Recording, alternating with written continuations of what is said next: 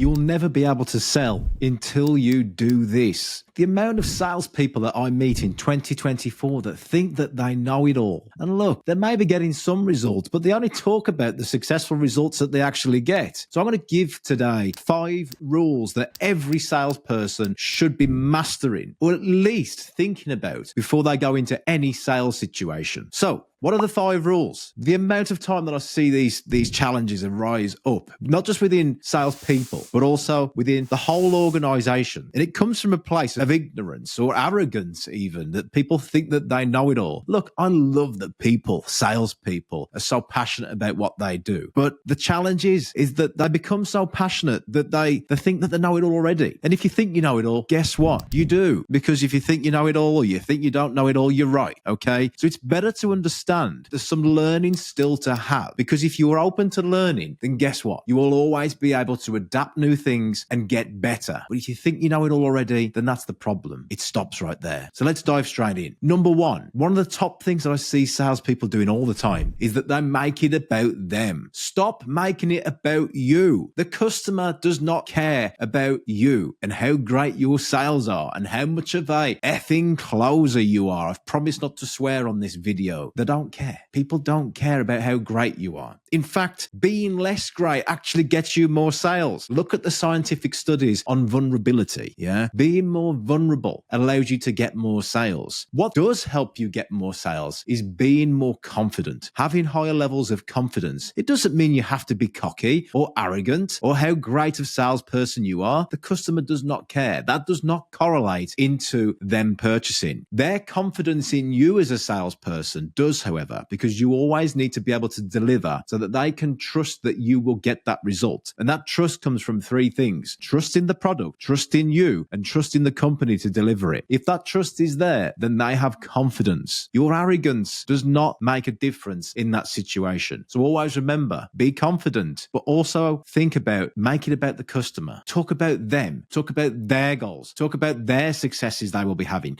Listen to their story. Stop making it about how great you are. Make it about how great they are and their journey. Number 2, understand real results. The customer isn't actually just buying your product. They are actually buying the result, the outcome that they will get from using your product or service, or you as a person, even you as a salesperson. What will I get from having this relationship? What will I get from having this product? What will I get from having this service, this advice, this consultation, this coaching, whatever it may be? What will they get as an outcome? Now, what could they be? Here's some examples. Think of an acronym that you could use. Okay. So for your company, if I'm working with a company, for example, and I was doing one-to-one sales training for your company, I'd start to look at your customers first. What is it that they want? What are their pains? What are their fears? Remember, the fears that they might not one day achieve what they're looking to do is one of the biggest drivers for your sales. So what sort of things are getting in their way? They're blockers. Yeah. Because that's where they would actually start to want to use you to service them. And if you can't identify it and they can't identify it, then guess what? They're never actually going to buy anything anyway, because they don't see the perceived value. If you want to be able to charge the rates that you want to charge and not be beaten down on price all the time, then you need to understand that that customer may not have been there in the first place. Yeah, they may not understand the whole process, and they may not understand the vastness of the challenge that is ahead of them. Where they may perceive that £1,000 service or product might be the answer to their solution, they're not the expert. You are. You've seen it. You've worked with lots of customers already. So you are the expert in this. So what you need to be able to do is to allow them to perceive the things that may come up in the future. Okay. So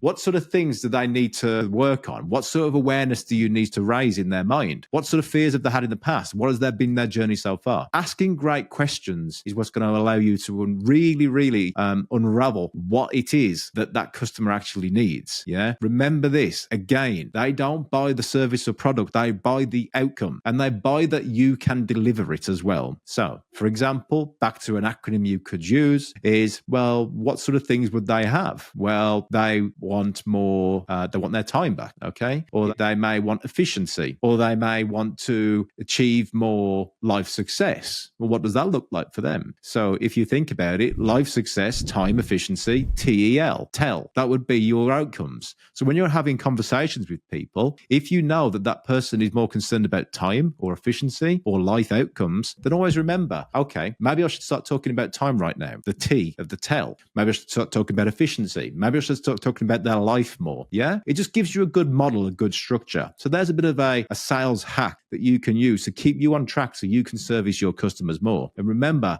when I use the word hack, I don't mean trying to con the customer. You need to be genuine. And any sort of BS, that customer has a BS-ometer, yeah? A BS-ometer. And as soon as that BS-ometer starts to tick high, you need to be in worry mode, yeah? You need to be concerned. So cut all the BS from the start, cut all the BS sales tactics and hacks, and just be genuine. But understand that you need to be a confident salesperson that knows how to deliver. Number 3, reasons why people are unable to sell is that they don't understand the selling gap. Yeah. Like I just started to mention, the selling gap is a little bit like this. Imagine that you are about to cross a little stream. Yeah.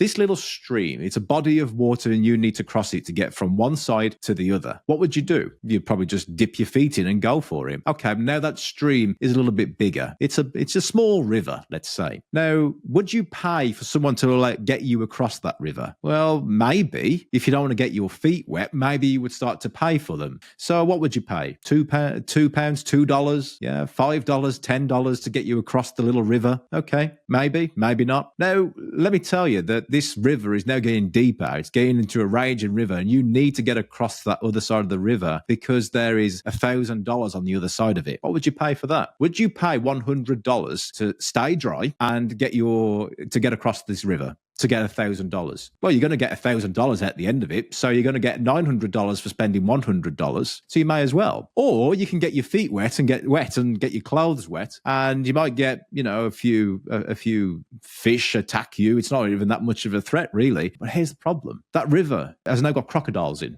Okay, so what's the likelihood you're really going to step into that river now when it's got crocodiles in? So you have to get a boat now. So the $100 to get across the river is actually sounding a lot more better, and you'd get another $1,000 at the end of it. So the profit you'll make is $900. Now, it's not just a river. Imagine this. You are on the side of a huge cliff, and there's a river at the bottom of that cliff, and there's another cliff to climb on the other side. Now, this is like the sales journey, isn't it? When a customer actually goes out there thinking that they can do it themselves, and they just go for the cheapest price, well, they're going to have to try and go through all these pitfalls on their own. Now, the cheapest price isn't making them aware of all the pitfalls that they will get to get the end product. Now, if the end product is a treasure chest full of $1,000, okay, maybe it's not even worth it anymore. But what about if it's full of $10,000, $100,000, $1 million? What about if it wasn't even dollars at all? What about if it was getting their time back? Remember, if you want to sell to wealthy people, what you do is that you do the same thing of the same value, but a lot faster, because time is money for wealthy people that are scaling. They are thinking about scaling. So you've just created a bigger problem. How are you going to get down the one side of the cliff? How are you going to get across this river full of crocodiles? How are you going to get up the other side of the cliff? Well, I'll tell you what, for $10,000, or $10,000, I will build you a bridge. I will build you a bridge, and you can cross it as many times as you want, and you can reap the rewards, and all your team can reap the rewards on the other side of that cliff forever.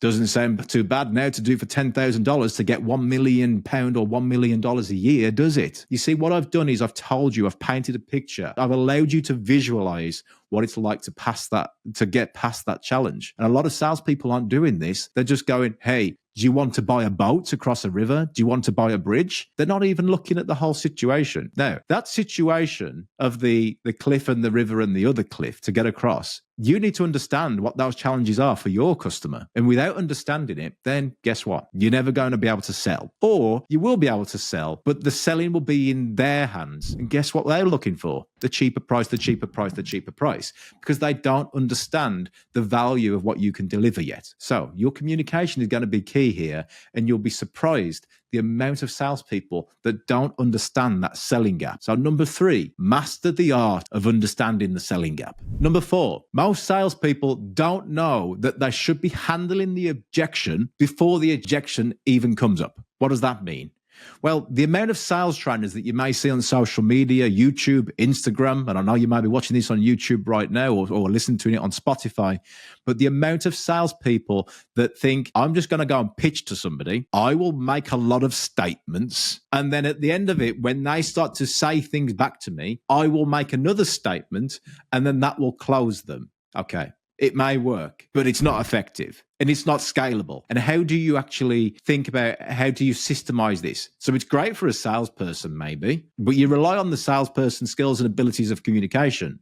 What about if you could harness it in a business so the salesperson never even has that challenge because you've positioned it up front already? What am I talking about? There's two ways of doing this. One, understand the sales process. Get it better so you don't have objections come up at the end of the sale. And number two, position it in your marketing. Yeah. You can read a lot of good books out there and you don't need to actually just listen to this podcast because I will give you the information because I've tried and tested this in multiple businesses, including my own businesses that I invest in and I've scaled and are scaling. So here's what you do. You think about your sales process. What are the biggest objections that you get? Yeah. Handle it up front. Handle it in the sales process. Handle it in your communication. Don't wait until the customer talks about it. If you think that's going to be an objection, the top tier salespeople in the world aren't telling you this. Why? Because they want to sell you objection handling courses. Think about it. And number two, how do you handle that in your marketing? So people get it before they even come to see you. There's a way to do it. If you want more information on that, then jump on LinkedIn, message me under Lewis Haydon, just DM me and I'll help you on a one-to-one basis. So where are we at then? Handle objections before they occur.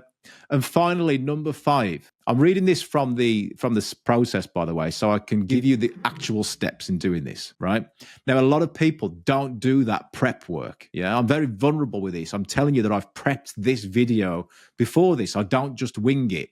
And I don't just wing the sales processes either. Yeah, everything I do is on purpose, just like I was speaking about with the objection handling. So you don't need to just wing it. You need to show that you have prepared, and the customer needs to see that you have prepared. Nobody wants to buy from somebody who is winging it. So people buy from people that they trust will deliver the outcome that they're looking for. And that may be through a service, a product, and the company. They look for those 3 things. Can this company deliver, and do I trust them to deliver the result that I'm after? Not the product. Can the company deliver the outcome that they're looking for? What will they be left with after they've dealt with you? That's what they're looking to buy. So are they confident? Do they trust that the company can deliver it? Do they trust that the service or product you're selling can deliver it? And most of all, do they trust you, the salesperson, is the person that can deliver it as well? And by delivery, I don't mean Amazon delivery. I mean, actually, can you do what you say you're going to do? So to sum all that up as point 5, prove it. Can you prove that you're going to do what you're going to do? Okay. So there's the 5 then. There is the big 5 that I see from salespeople in 2024 of how they're missing out on some great sales. There are a lot more, by the way. As I said, I prepped all these things because I feel that these are some of the ones that everyone needs to understand, but they go on a whole lot of a deeper level. And if you want to go deeper on any of these points, then make sure you subscribe to the YouTube or Spotify because I'll be giving this stuff away for free. And if you want any specific information, you can either go onto LinkedIn, connect with me and DM me privately, or leave some comments below of what sort of videos you'd like to see next. So what sort of challenges are you facing, not just as a salesperson, but as a whole organization? Because remember, if the business makes more money and the customer makes more money from your product, the customer will stay forever. And so the business will make more money, and so you will get paid more money. If it is to be, it's up to me. Remember that. Repeat that back. If it is to be, it's up to me. You are in control of your own success in sales. So don't screw this up. Make sure you take these 5 points today and just apply one in your next sales process. If you want any more information on digging deeper in those, you know what to do. Hope you enjoyed the video. Be great. Catch you on the next episode.